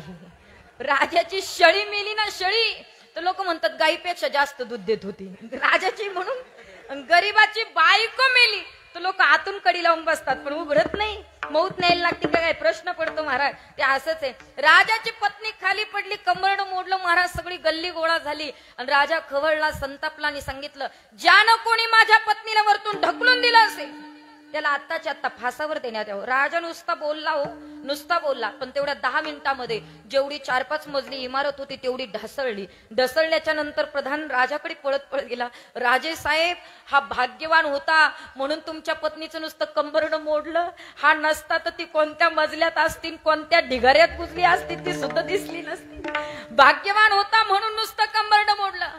आणि मग प्रधानजी म्हणले मग काय करायचं? राजा म्हटलं एक काम करा, याच्यामुळं माझी बायको वाचली, याच्यामुळं मी वाचलो, 80,000 मोहरा घ्या आणि याला दान करून टाका. प्रसंग संपला. कारण एवढंच आहे की ज्याच्या प्रारब्धात आहे तो नको म्हटला तरी त्याला मिळेल, आणि ज्याच्या प्रारब्धात नाही त्याला देवानं जरी द्यायचा प्रयत्न केला तरी मिळू शकत नाही महाराज, अजिबात मिळू शकत नाही. झालं काय, एक दरिद्री माणूस रस्त्याने येत होता आणि शिव पार्वती रस्त्याने चालली होती. पार्वतीची नजर त्या दरिद्री माणसाकडे गेली. ऐकताय ना तुम्ही सगळे? बोर नाही होत ना तुम्हाला? बोर झालं की मला सांगा, लगेच आपण चेंज करू. ऐका, ते चाललं महाराज दरिद्री माणूस. आणि दारिद्र्य अवस्था ही आपल्या वैऱ्याच्या सुद्धा जीवनात येऊ नये. कारण शंकराचार्य चाणक्य नीतीमध्ये, शंकराचार्यांनी किंवा चाणक्य नीतीमध्ये चाणक्य महाराजांनी 4 दुःख सांगितले. पहिलं दुःख सांगितलं, दरिद्री माणूस जिवंत असून मेल्यात जमाय. हो. दुसरं दुःख सांगितलं महामूर्ख माणूस जिवंत असून मेल्यात जमाय. तिसरं दुःख सांगितलं महारोगी माणूस जिवंत असून मेल्यात जमाय. आणि चौथं दुःख सांगितलं प्रवासी माणूस जिवंत असून मेल्यात जमाय. आणि त्या प्रवाशांमध्ये आमच्या सगळ्या कलाकारांचा कीर्तनकारांचा नंबर लागतो बा. सगळ्यांचा. लोक फक्त आम्हाला म्हणतात ते वडले पाकिट काय करायचे. पण अख्खा कोरोना गेला तर विचारलं नाही का तुम्ही उपाशी होते का जेवले होते, काही घेणं देणं नाही दादा. म्हणून आमच्या कलाकारांना आम्हालाच माहिती आहे दादा. अहो आम्ही इथपर्यंत पोहोचत नाही तेव्हा 1000 फोन येतात कुठपर्यंत आले. आणि पाकिट नारळ दिलं का तो कोणत्या घाटात गेला आणि कुणीकडे गेला काही घेणं देणं नाही. म्हणून आम्हाला प्रवासामध्ये आमची काळजी घेणं गरजेचं आहे ना. महाराज घरून निघताना मुलांना सांगतो येतो, पण प्रवासातनं पुन्हा रिटर्न जाऊच याची काही गॅरंटी नाही. म्हणून कीर्तनकार होणं कलाकार होणं इतकी साधी गोष्ट नाही. लोकाला असं वाटतं बुवा पण हे सगळे घामाचे पैसे आहेत, एवढं सोपं नाहीयेत. पाकिट देतात म्हणून विशेष नाहीयेत दादा. अहो पखवाज वाजवायला बसलं की किती घाम येतो त्याचं त्याला माहितीये. एवढं सोपं नाहीये.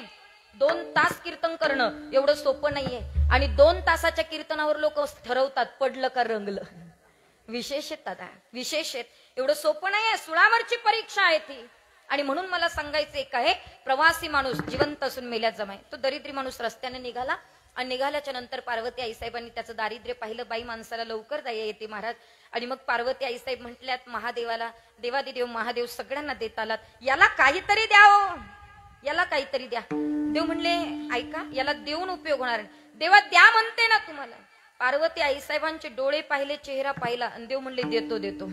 कारण कोणीच कोणाचं कधीच ऐकत नाही, पण तिचं ऐकल्याशिवाय खरं बोलतात एवढं बरं आहे. मला बरं वाटलं तुम्ही खरं बोलता. अरे तुम्ही ऐकतात त्याच्यात नवल नाही, देवाला ऐकावं लागलं पत्नीचं. हा बायकोच ऐकलं आणि मोहरा भरलेला हंडा तो दरिद्री येत होता रस्त्याच्या मधोमध नेऊन ठेवला.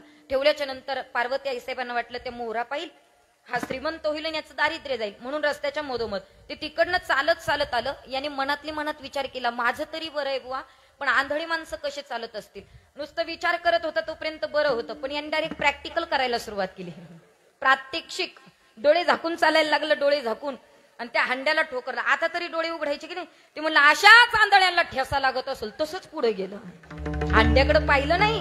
ज्ञानोबरायची ओवी ऐका, कैसे प्राप्तीची या वेळे निदैव आंधळेपणाचे डोहाळे. प्राप्तीची वेळ होती पण आंधळेपणाचं डोहाळं लागलं, कारण त्याच्या प्रारब्धात नव्हतं. म्हणून त्याला देवाने जरी दिलं तरी मिळणार नाही. मग आपल्या प्रारब्धात असेल तर आपल्याला मिळेल आणि नसेल तर मिळू शकत नाही. मग जितकं प्रारब्धात आहे तितकं मिळेल. पण ऐका ना, आम्ही कायम प्रपंच दुसऱ्याचा प्रपंच पाहून जर केला तर प्रपंचात समाधान मिळणार नाही. जेवढं आहे तेवढं आम्हाला मिळेल ना महाराज.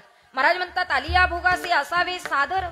मात्र त्या ठिकाणी जसं देव ठेवेल तसं राहण्याचा प्रयत्न. समयासी सादर मागे, समयासी सादर मागे. ओ समयासी सादर भागे, समयासी सादर भागे.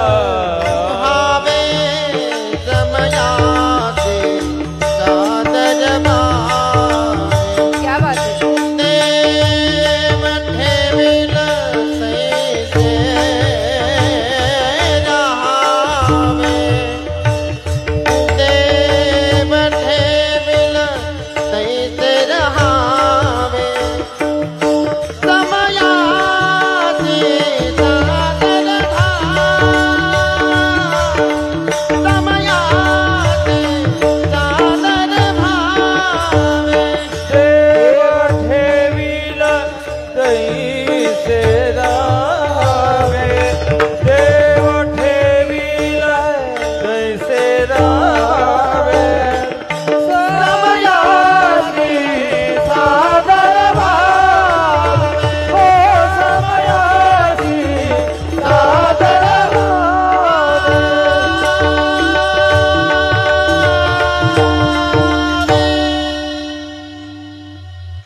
वा वा.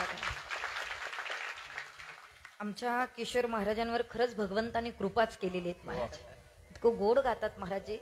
समयासी सादर व्हावे, देव ठेवील सैसे राहावे. म्हणजे ज्याला जसं राहता आलं ना दादा तो सुखी आहे. कायम दुसऱ्याचं प्रपंच पाहून दुसऱ्याची संपत्ती पाहून झुरत असेल ना उपयोग होत नाही ना महाराज त्याचा.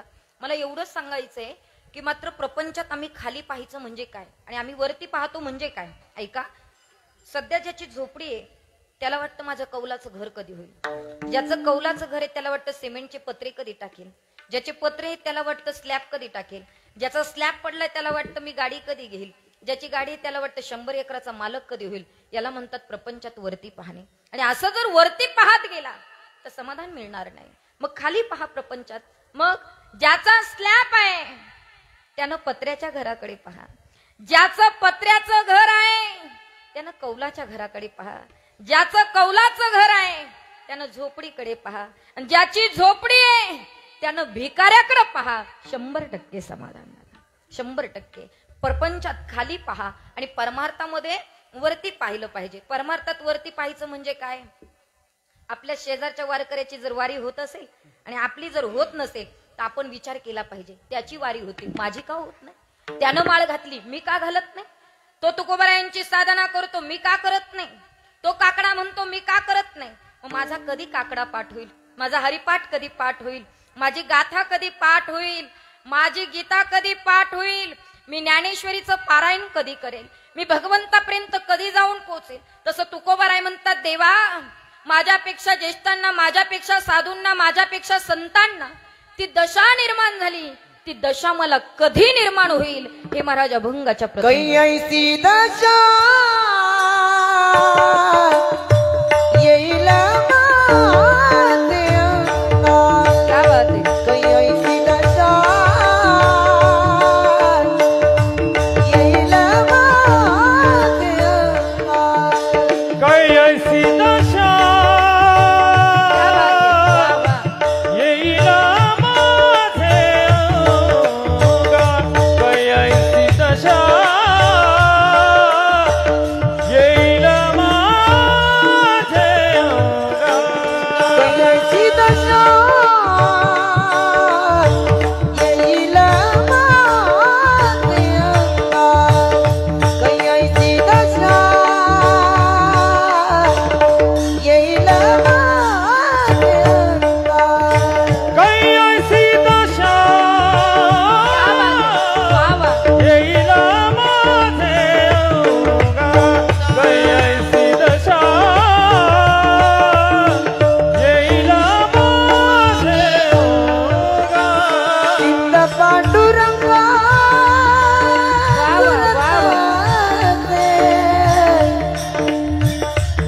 पांडुरंगा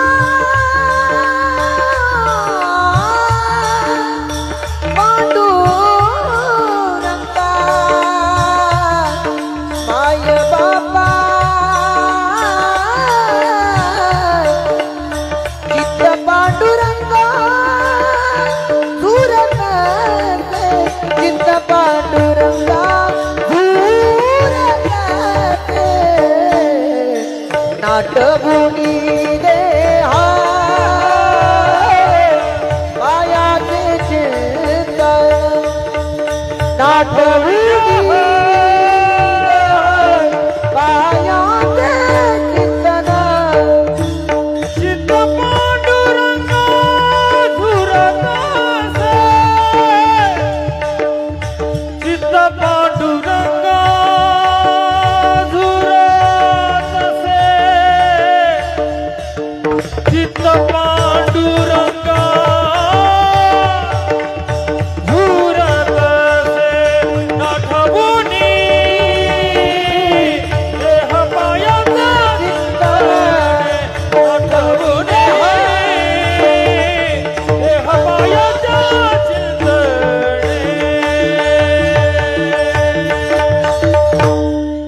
वा वा वा. अतिशय सुंदर. हा आकाश महाराजांचा आवाज खूप गोड आहे. असंच जर चालत राहिलं तर कीर्तन लांबण्याची शक्यता आहे. हा इतकं गोड वाटतंय ना डॉक्टर साहेब, आवरव वाटत नाही. तुमचं काय म्हणणं आहे. आमच्या मनावर आहेत का. बर हरकत नाही. विठ्ठल विठ्ठल विठ्ठल. विठ्ठल विठ्ठल विठ्ठल कै ऐसी दशा येईन माझे अंगा. चित्त पांडुरंगा झुरत असे. हे देवा ती दशा मला कधी निर्माण होईल. ऐसी दशा ऐसी दशा म्हणजे नेमकी कशी दशा. ए बस खाली, कशाला उठतो रे? ऐका, अशी दशा म्हणजे नेमकी कशी दशा? कशी दशा? ऐका जरा. जावे बुवा कोर्टाच्या कामाला निघाले दादा. आता कोर्टाचं काम काही लवकर होणार नसतं, म्हणून शहाण्यानं सुद्धा कोर्टाची पायरी चढू नये असं म्हणतात. पण आता सध्या सगळे शहाणे कोर्टातच दिसतात, हेही विशेष आहे. पण मला सांगायचं एवढंच आहे की मात्र त्या ठिकाणी निघाले जावई बुवा कोर्टाच्या कामाला. आणि निघाल्याच्या नंतर तेवढ्यात मात्र मध्ये सासूरवाडी लागली.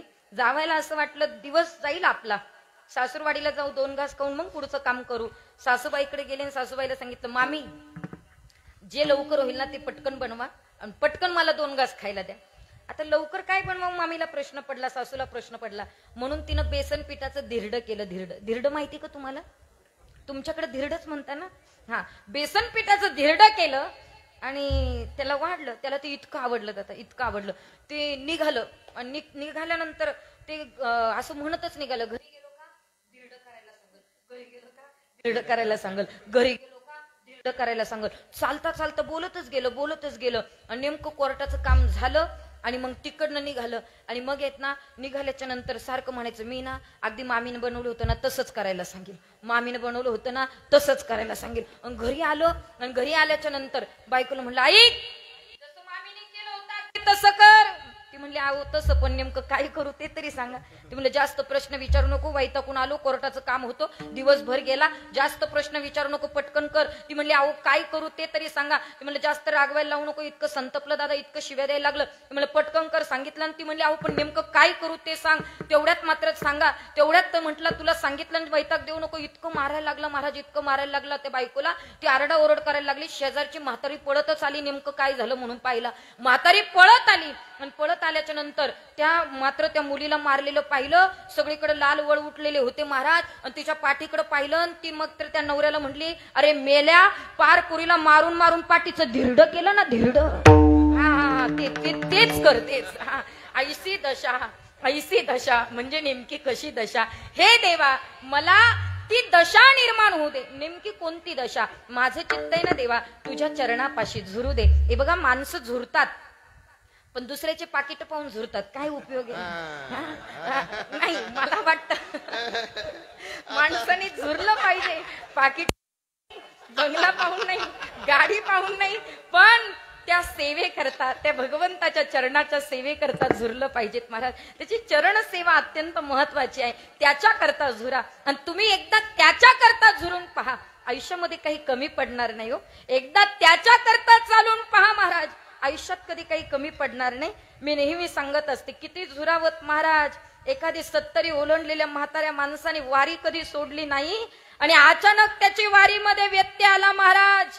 आणि अचानक त्याची वारी राहून गेली ना, ते कोपऱ्यात बसतं, झुरून झुरून रडतं. त्याला म्हणतात, त्याची चित्त मात्र पांडुरंगाच्या चरणापाशी झुरतोय महाराज. मला सांगायचं एवढंच आहे की आपण झुरावं, पण त्याच्या सेवेसाठी झुरलं पाहिजे. महिला मंडळ, कधी जर गेलात ना, त्याच्याकरता का झुरायचं याचं एकमेव कारण आहे, कारण त्याला आपली खूप काळजी आहे. त्याला खूप काळजी आहे. या जगामध्ये आपलं कोणी नाही, आपला भ्रम आहे की सगळे आपले आहेत. पण मला एवढंच सांगायचंय की त्याच्याकरता झुरा. का? कारण तो आमची काळजी करतो. किती काळजी करतो सांगते, ऐका महाराज. रिटायर झाल्याच्या नंतर घरचे लवकर पाणी विचारत नाही, पण वारीत निघाल्याच्या नंतर ज्याच्याशी रक्ताचं नातं नाही, त्या हाताला धरतय म्हणतय, माऊली जेवण करून घ्या. त्याला जर आमची इतकी काळजी आहे तर त्याच्याकरता आम्ही झुरलं पाहिजेत महाराज. त्याच्या चरणाच्या सेवेकरता आम्ही झुरलं पाहिजे. आणि मजल करत करत करत करत त्या पांडुरंगाकडे गेला ना महाराज. आणि पांडुरंगाचा चेहरा पाहिला, त्याचे चरण पाहिले, कळस पाहिलात ना महाराज, की मन अगदी आनंदी होतं. थकवा कुठं जातो कळत नाहीत महाराज. आणि मग निष्ठावान वारकरी झुरतो देवा. अरे महिना कसा गेला काही कळालं नाही देवा, महिनाभर प्रवास केला काही कळालं नाही देवा. पण आता कुठंतरी असं वाटतंय देवा की तुला मात्र सोडून जाऊ नये. आणि तो मनातली मनात कुडतो आणि झुरतो आणि मग घराकडे निघतो. याला म्हणतात झुरणे, याला म्हणतात झुरणे महाराज. प्रपंच करता काय झुरतात ऐका. तुलसीदासजी, ज्या तुलसीदासांनी रामायण लिहिलं महाराज, त्या तुलसीदासांचा मात्र प्रसंग पाहिला तर वाईट दिवस काढलेले महाराज. पोरकेपणाचे दिवस. आई नव्हती, वडील नव्हते महाराज. दुसऱ्या दासीनं सेवा केली, सांभाळ केला. तुलसीदास मोठे झालेत महाराज. कोणत्या तरी गुरुजींकडे शिक्षण घेतलं. शिक्षण घेता घेता घेता घेता पुढे तुलसीदासांचं शिक्षण पूर्ण झालं आणि तुलसीदासांचा विवाह झाला महाराज. आणि विवाह झाल्याच्या नंतर ज्या पत्नीशी विवाह केला होता ती पत्नी छान होती दिसायला, अतिशय सुंदर. पण मात्र त्या ठिकाणी जो जावयाचा मान असतो महाराज, मांडव परातनीच झाली नव्हती. कुणाची?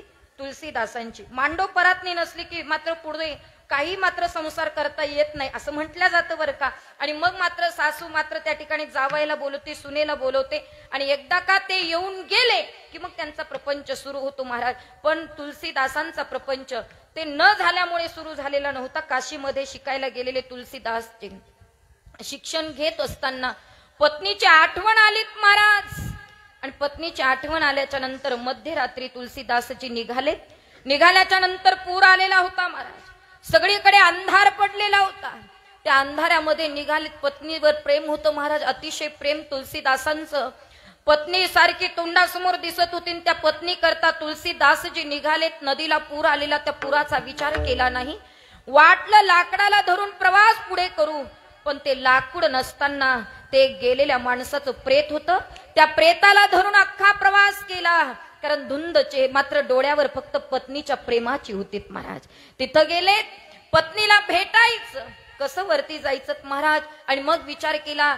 त्या वाटलं नाडी लटकलेली आहे, दोरा आहेत लटकलेला महाराज. नाडी म्हणून सर्पाला लटकून वरती गेलेत महाराज. पत्नीकडे पाहू लागले. पत्नीला सांगितलं माझं तुझ्यावर खूप प्रेम आहे. तुझ्या प्रेमापोटी मध्यरात्री पूर आलेला असताना सुद्धा आलो. पत्नीने तुलसीदासजीकडे बघून विचार केला, तुम्ही माझ्या करता आलात, पण ऐका ना, हा प्रपंच होणारच आहे. पण ऐका ना, इतकं प्रेम करतात माझ्यावर, इतकं प्रेम करतात. प्रेताला धरून आलात, इतकं प्रेम करतात. सर्पाला पकडलं, इतकं प्रेमात अंध झालेत. अहो इतके काय प्रेमात अंध झाले, माझ्यावर इतकं प्रेम करतात. याच्यापेक्षा अर्ध प्रेम जरी माझ्या परमात्म्यावर केलं त्याच्या करता झुरले तरी तो प्रसन्न झाल्याशिवाय राहणार. म्हणून झुरायचं ते प्रपंच करता नाही, परमार्थ करता झुरा.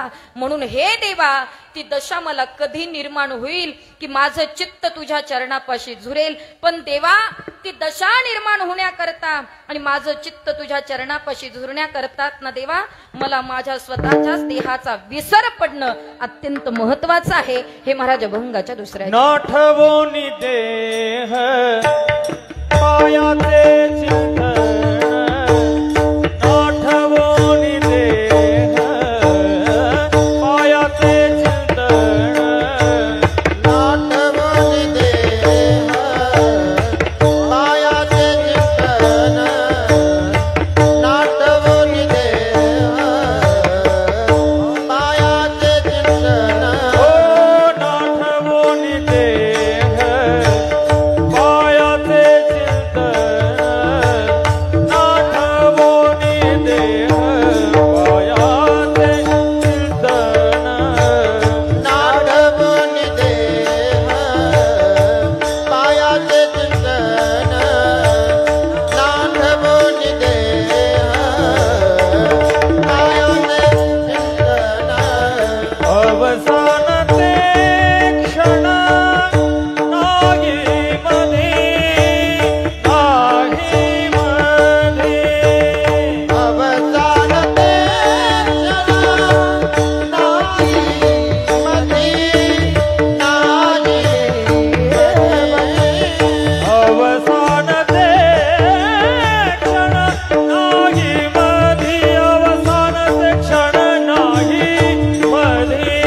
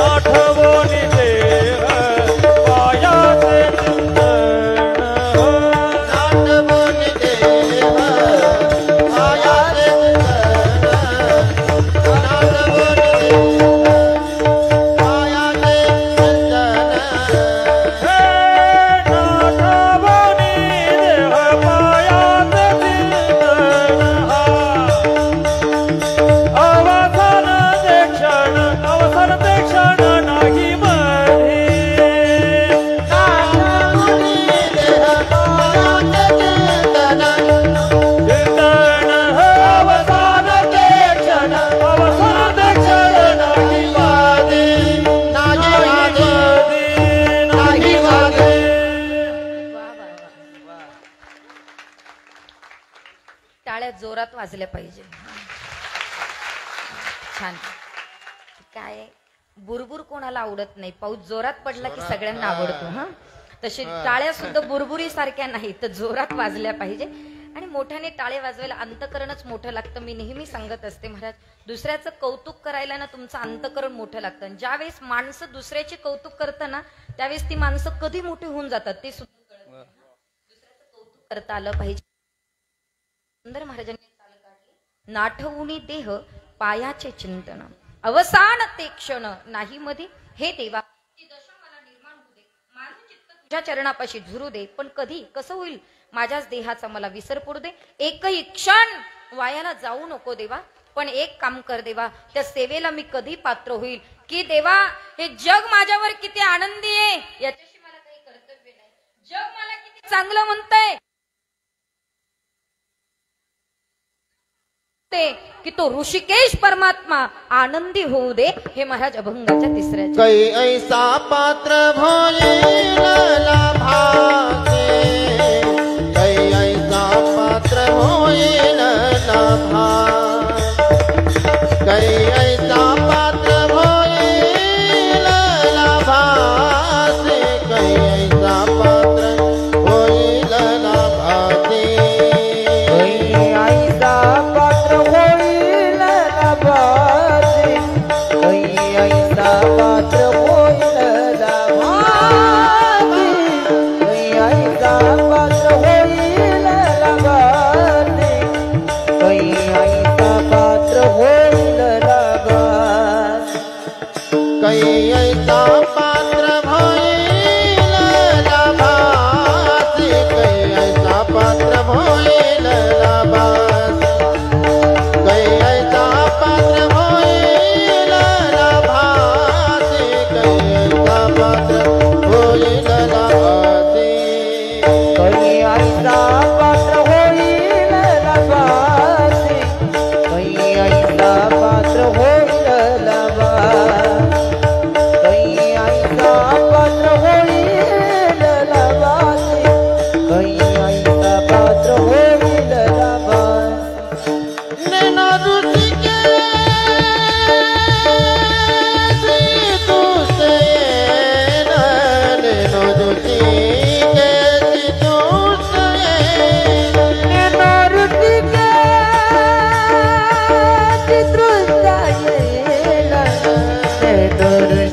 तुझसे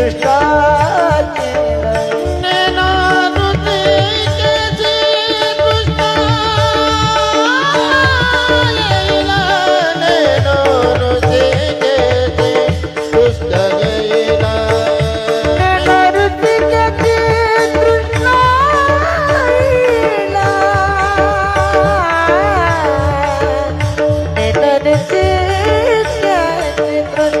नाटबोनी देह पायाचे चित्त, नाटबोनी देह पायाचे पाया, नाटबोनी देह पायाचे चित्त, नाटबोनी देह पायाचे चित्त, नाटबोनी देह पायाचे चित्त, नाटबोनी देह पाया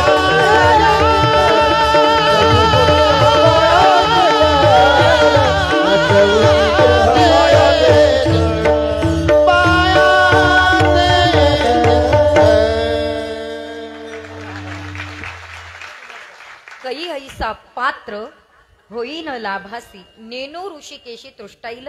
हे देवा, त्या सेवेला मी कधी पात्र होईल की तो ऋषिकेश परमात्मा आनंदी होईल. हे बघा, जगाला आनंदी करण्याच्या भानगडीत अजिबात पडू नका. अजिबात नाही महाराज. मी स्वतः अनुभवले, लोकाला किती सुख द्या, लोकाला किती चांगलं द्या, तरी काहीतरी कमी राहतं. एक आजोबा वारकरी होते आणि सगळी आता अध्यक्षपद असल्यामुळे सगळी सेवा वारीची करत चालली. तेव्हा एक म्हाताऱ्या बाबांनी मला सांगितलं, ताई अहो, वारकऱ्यांच्या तोंडात जरी घास टाकला ना तरी ते म्हणतील काहीतरी कमी आहे. ही माणसं आहे, काहीतरी कमतरता सांगतात ती माणसं आहे. पण आनंदी करायचं असेल तर लोकाला आनंदी करू नका. आनंदी करायचं असेल तर त्या देवाला आनंदी करा. प्रिय व्हायचं असेल तर प्रपंचाचं, पत्नीचं प्रिय होत बसू नका. प्रिय व्हायचं असेल तर माझ्या परमात्म्याचं प्रिय व्हा. अनापेक्ष सुचिरदर्श उदासीनो गतवेता सर्व आरंभ परित्यागी योमत भक्त समप्रिय. भगवंताचं प्रिय होता आलं पाहिजे हो. जगाचं काय प्रिय होता? जगाचं प्रिय व्हायचं असेल ना, काही नाही कमवतोय ना तेवढी रक्कम एखाद्या वेळेस एखाद्या नातेवाईकाला देऊन पाहतो, तुम्हाला चांगलं म्हणेल महाराज. पैसा एकमेकाला द्या, आपल्याला कोणी चांगलं म्हणेल. पण ऐका ना, या जगामध्ये कुणाचंच प्रिय नाही होता आलं तरी चालेल, पण त्या देवाचं प्रिय होण्याचा प्रयत्न करा, त्याला आनंदी करण्याचा प्रयत्न करा. आणि त्याला आनंदी करणं सगळ्यात सोपं आहे दादा. हा प्रपंचामध्ये प्रत्येकाचा आनंद जपत बसला तर कोणी नाहीत आनंदी होणार, पण त्याला आनंदी करणं सगळ्यात सोपं आहे. आणि मग महाराज म्हणतात, देवा जर कधी ऋषिकेश परमात्मा तृष्टा येईल, जर आनंदी झाला ना तर मी माझ्या संचिताला धन्यता देईल. ऐका, संचिताला धन्यता द्यायची असेल आणि आपल्या सगळ्यांच्या संचिताला जर आपापल्याला धन्यता द्यायची असेल तर जीवनामध्ये फक्त तुम्ही तुमचं कर्म चांगलं करा, नीतिमत्ता साफ ठेवा हो, अंतकरण शुद्ध ठेवा. किती गळ्यात माळी आहे, किती कपाळाला गंध लावतात आणि किती वाऱ्या झाल्या, याच्यापेक्षा तुळशीच्या माळी इतकं अंतकरण निर्मळ आहेत का याच्याकडे लक्ष द्या. अहो किती माळकरी असू द्या, अंतकरणच जर एकमेकाच्या विषयी कपट भरलंय, एकमेकाच्या विषयी द्वेष भरलात, मत्सर भरलेला आहेत, निंदा भरलेली आहेत, मला नाही वाटत तो परमार्थ काही कामाचा आहे. विचार करा, आम्ही जर कदाचित इथे बसलेलो आहोत आणि आमच्या मनात जर एकमेकाविषयी द्वेष असेल तर परमार्थ काही कामाचा नाही. म्हणून स्वतःच्या संचिताला धन्यता द्यायची असेल तर स्वतःचं कर्म चांगलं ठेवा, नीतिमत्ता चांगली ठेवा. याच्याही पलीकडे हिंदू धर्माचं पालन करा. सध्या आपण आपल्या धर्माचं पालन करणं हे आमचं आद्य कर्तव्य आहे दादा. काही काही लोक आम्हाला भेटतात, म्हणतात ताई सर्व धर्म समभाव जपलं पाहिजे. हा, आपणच का जपायचं? अरे जे ते त्याच्या त्याच्या धर्माच्या मागे उभे आहेत, तसं हिंदूंनी हिंदू धर्माच्या पाठीमागे उभं राहणं हे आमचं आद्य कर्तव्य आहे. आमच्यामध्ये एक संघटितपणा असला पाहिजे दादा. या राजकारण्यांनी राजकारण्याच्या पोळ्यात मात्र भाजण्याकरता आपल्यामध्ये जातीपातीचं राजकारण लावून दिलेत महाराज. अरे पहिल्याही जाती जाती होत्या, आमच्याकडे बेटी व्यवहार नव्हता पण रोटी व्यवहार होता. आम्ही एकमेकाच्या घरी जेवण करत होतो महाराज. पण आज परिस्थिती इतकी बिकट झाली की आज मात्र संप्रदायामध्ये सुद्धा जात उभी राहिली. आणि जर आम्ही जातीपातीचा उल्लेख करत असाल तर आमच्या धर्माला काजळी लागायला वेळ लागणार नाही आणि हिंदुस्थानचा बांगलादेश व्हायला वेळ लागणार नाही. हिंदुस्थानचं अफगाणिस्तान होऊ नये याच्याकरता हिंदूंनी हिंदू धर्माचं पालन करणं हे आमचं आद्य कर्तव्य आहे. हे आमचं आद्य कर्तव्य आहे दादा. आम्ही कुणाच्या धर्माला नाव ठेवत नाही, पण माझं म्हणणं एवढंच आहे की आपण आपल्या धर्माच्या पाठीमागे कटाक्षाने उभं राहिलं पाहिजे. जर यदा कदाचित आठवड्यातनं एखादा शनिवार येत असेल तर दर शनिवारी हनुमान चालीसा मारुती मंदिरामध्ये हिंदूंनी घेतलीच पाहिजे. हे हिंदूंचं सर्वात मोठं लक्ष आहे. आमची मुलं घडली पाहिजे. मला वाटतं ही जी मुलं घडतायत ना ती पुढची पिढी आहेत महाराज संप्रदायाची. काही काही लोक म्हणतात ताई संस्थेत मुलगा टाकला की मात्र सुनील महाराज, काही लोकांची अपेक्षा आपल्या संस्थेत मुलगा टाकला की मग लोक म्हणतात ताई याला नीट कीर्तनकार घडवा बरं का, याला मृदुंगाचार्य घडवा बरं का, याला गायनाचार्य घडवा बरं का. आणि माझं म्हणणं एकच आहे, सगळेच मुलं कीर्तनकार होतील अजिबात असं समजू नका.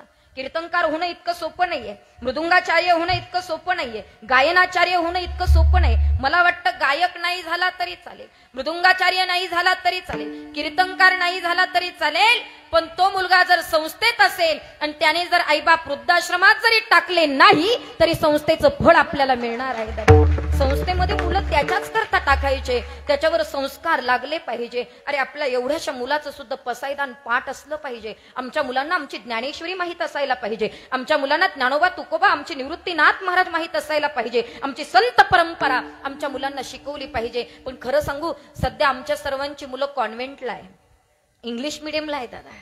शोकांतिका आहे. मी रोज कीर्तनामध्ये 10 मिनिटं धर्मावर बोलते. याचं कारण एवढंच आहे, कारण धर्म टिकला तर संप्रदाय टिकेल तर हे सप्ते होतील, अन्यथा सप्ते मात्र बंद पडायला वेळ लागणार नाही. म्हणून आम्ही आमच्या धर्माच्या पाठीमागे कटाक्षाने उभं राहिलं पाहिजे. सध्या आमची मुलं कॉन्व्हेंटला आहे. सध्या आमच्या मुलांना बरेच सण माहिती आहेत, आमच्या मुलांना नाताळाची सुट्टी माहित आहेत, आमच्या मुलांना सगळं माहित आहे बाकीचं. पण आमच्या मुलांना आषाढी कार्तिकी वारी माहित नसेल तर हा आमच्या धर्माला फार मोठा कलंक आहे. कधी आम्ही आमच्या धर्माचं पालन करणार? अरे आमच्या मुलींच्या सध्या हातामध्ये बांगडी दिसत नाही, कपाळाला टिकली दिसत नाही, मुलांच्या कपाळाला टिळा दिसत नाही. मला वाटतं प्रत्येक हिंदूंनी कपाळाला टिळा लावला पाहिजे दादा. प्रत्येक मुलाने कपाळाला टिळा लावला पाहिजे, प्रत्येक मुलीच्या हातामध्ये बांगडी असायला पाहिजे, प्रत्येक मुलीच्या डोक्याला कपाळाला टिकली असायला पाहिजे. आम्ही गंध का लावू नये? एका मुलीने मला सांगितलं, ताई लावायची इच्छा आहे पण आमच्या शाळेत टिकली लावायचं बंद केलंय, आमच्या शाळेमध्ये बांगड्या बंद केल्यात घालायच्या. सगळ्या हिंदूंनी एकत्र या आणि जा जरा पालक मीटिंग घ्या महाराज. सगळ्या पालकांनी सांगा आमच्या मुली टिकली लावतीलच, आमच्या मुली बांगड्या घालतीलच, आमचे मुले टिळे लावतीलच. हे मान्य असेल तर ठीक, नाहीतर एकही हिंदूचा मुलगा तुमच्या शाळेत शिकणार नाही, शाळा बंद कराव्या लागतील महाराज. आम्ही आमच्या संस्कृतीचं पालन करणं हे आमचं आद्य कर्तव्य आहे दादा. आम्ही आमच्या धर्माचं पालन करणं हे आमचं आद्य कर्तव्य आहे. धर्माचं पालन आम्ही करायला पाहिजेत ना. आमचा धर्म आमच्या मुलांना आम्ही शिकवलाच पाहिजे. आमचे संस्कार, आमची संस्कृती शिकवणं गरजेचं आहे. या सोशल मीडियामुळे अख्ख्या धर्माचं वाटोळ व्हायला लागलंय. तो ही सोशल मीडिया मात्र त्या ठिकाणी वाटते तेवढी फायदेशीर नाहीये. यानं वाटोळ व्हायला लागलेत. विचार करा ना, आमच्या घरातल्या तरुण मुली व्हिडिओ काढायला लागल्या. कुठंतरी पाठ दाखव, कुठंतरी पोट दाखव आणि इंस्टाग्रामवर व्हिडिओ पाठवतात. आणि तिची आई शेजारच्या बाईला म्हणते, बघा हो माझ्या मुलीच्या व्हिडिओला किती लाईक्स आहे, किती व्ह्यूज आहे. काहीतरी वाटलं पाहिजे स्वतःच्या अंतकरणाला. माझं बोलणं वरच्या वर घेऊ नका दादा, पूर्ण कीर्तन नाही लक्षात राहिलं तरी चालेल, पण या गोष्टी लक्षात ठेवल्या तर आमच्या धर्माचं पालन होईल, अन्यथा आपलं काही खरं नाहीत महाराज. सध्या हिंदू झोपले तो, आणि हिंदूंनी जागं राहणं हे आज गरजेचं आहे. कारण आज देशाची संपूर्ण परिस्थिती अत्यंत भयंकर आहे, अत्यंत दयनीय आहेत. मला असं वाटतं आई बापाने मुलीला शिक्षणाबरोबर कराटेचं सुद्धा शिक्षण देणं आज काळाची गरज आहे. आमच्या मुलीला कराटेचं शिक्षण देणं गरजेचं आहे. आमची मुलगी बाहेर निघाल्याच्या नंतर तिच्या बॅगेमध्ये एक मिरचीची पूड असावी दादा. आमची मुलगी बाहेर निघाल्यानंतर तिला हत्यार चालवण्याचं ज्ञान असावं, तिच्या पिशवीमध्ये एखादा हत्यार असावं, तिच्या बॅगेमध्ये कदाचित मात्र या सगळ्या गोष्टी पाहिजेत. कारण आज आम्ही मात्र घाबरून राहतोय. घाबरून न राहता त्या मुलीला स्वतःचं स्वरक्षण कसं करायचं हे आम्ही शिकवणं आज काळाची गरज आहे. तर आमच्या धर्माचं पालन होईल. म्हणून इथं बसलेल्या माझ्या माय बहिणींना, माझ्या मात्र बहिणींना राग येऊ देऊ नका, माझ्या बोलण्याचा गैरअर्थ काढू नका, पण आम्ही आमच्या संस्कृतीचं पालन केलं पाहिजे. अंग झाकेल एवढे तरी कपडे आम्ही घालायचं शिकवलं पाहिजे आमच्या मुलींना. मुलींचे कपडे पाहिले की अक्षरशः लाज वाटते दादा. विचार करा ना तुम्ही, विचार करण्यासारखी गोष्ट आहे. काष्टी पातळवरची बाई साडीवर आली, मान्य केलं दादा आम्ही. साडीवरची बाई पंजाबीवर आली, तेही मान्य केलं, पण पंजाबीवरच्या बाईनं ओढणीच ठेवली नाही, कसं मान्य करायचं? बिना ओढणीच्या फिरायला लागल्यात आपल्या बायका. विचार करण्यासारखी गोष्ट आहे. पाश्चात्य देशातल्या बायका येतात आमच्या हिंदू धर्मामध्ये, काष्टी पातळ घालून पाहता. कितीतरी वारीत पाहिल्यात दादा फॉरेनर मी, की डोक्यावर कळशी घेतात, पदर घेतात आणि मग वारीत चालतात. आणि आम्ही पाश्चात्य धर्म संस्कृती आणली आमच्या धर्मामध्ये. म्हणून आपल्या धर्माचं पालन आपण करणं गरजेचं आहे. धर्म सांभाळला तर कर्म चांगलं होईल. कर्म चांगलं करायचं असेल तर आईवडिलांची सेवा करा. कर्म चांगलं करायचं असेल तर इतका सुंदर भगवंताने देह दिला, गळ्यामध्ये सुंदर तुळशीची माळ घाला, कपाळाला गंध लावा, दान धर्म जीवनामध्ये करा. हे बघा, दान करणं फार गरजेचं आहे, धर्म करणं फार गरजेचं आहे दादा. आपण जर कदाचित या सप्ताहाला येत असेल ना, तर आपला सुद्धा काही मोलाचा वाटा आपण तिथं दिला पाहिजे. कारण सांगते, एक शीत तेथे एक शीत दिदल्या अन्न होय कोटी कुळाचे उद्धरण. कोटी कुळाचा उद्धार होतो महाराज. म्हणून मात्र आपल्याकडनं या सप्ताह करता वर्गणी गेली का हा विचारही आम्ही करणं गरजेचं आहे. म्हणून जाता जाता आपणही दानधर्म करा. जाता जाता आपल्या सर्वांना एक विनंती करते की माझ्याबरोबर संतश्रेष्ठ निवृत्तीनाथांचा गाथा मी विकण्याकरता आणलेला आहे, पण तो गाथा विकून त्यातला एकही रुपया मी माझ्या घरी नेत नाही. जेवढे काही पैसे येतात ते संतश्रेष्ठ निवृत्तीनाथांच्या सभा मंडपाचं जीर्णोद्धाराचं काम चालू आहे. ते पैसे तिथे आम्ही खर्च करतो महाराज. त्या गाथ्याची किंमत आहे मोजून 125 रुपये. आजवर तुमच्याकडे ज्ञानोबाराईची ज्ञानेश्वरी असेल, तुकोबाराईचा गाथा असेल, पण निवृत्तीनाथांचा गाथा बऱ्याचशांच्या घरामध्ये नाही. निवृत्तीनाथांचे अभंग तसे अवघड आहेत, पण ऐका, निदान एकदा तरी पारायण आपण केलं पाहिजे. संप्रदायाचं अधिष्ठान आहेत म्हणून गाथ्याची किंमत आहे 125 रुपये. ज्याला कुणाला घ्यायची असेल, गाडीमध्ये गाथा विकायला आहेत, त्यांनी मात्र गाडीपाशी जावं, संपर्क साधावा अशी आपल्या सगळ्यांना विनंती करते. दान धर्म जीवनामध्ये करा, कर्म चांगलं होईल, जीवनात परमार्थ होईल. तसं तुकोबाराय म्हणतात, देवा हा सगळा परमार्थ माझ्याकडनं होत राहिला आणि तू जर आनंदी झाला तर मी माझ्या संचिताला धन्यता देईल. तुका म्हणे धन्य मानीन संचित घेईन ते नित्य प्रेम सुख. मी मात्र ते प्रेम ते सुख नित्य नित्य घेईल. आपल्या सर्वांना तो आनंद नित्य नित्य भोगायचा असेल तर एकच काम करा, हाताने टाळी वाजवा आणि मुखाने भजन म्हणा. विठोबा रखुमाई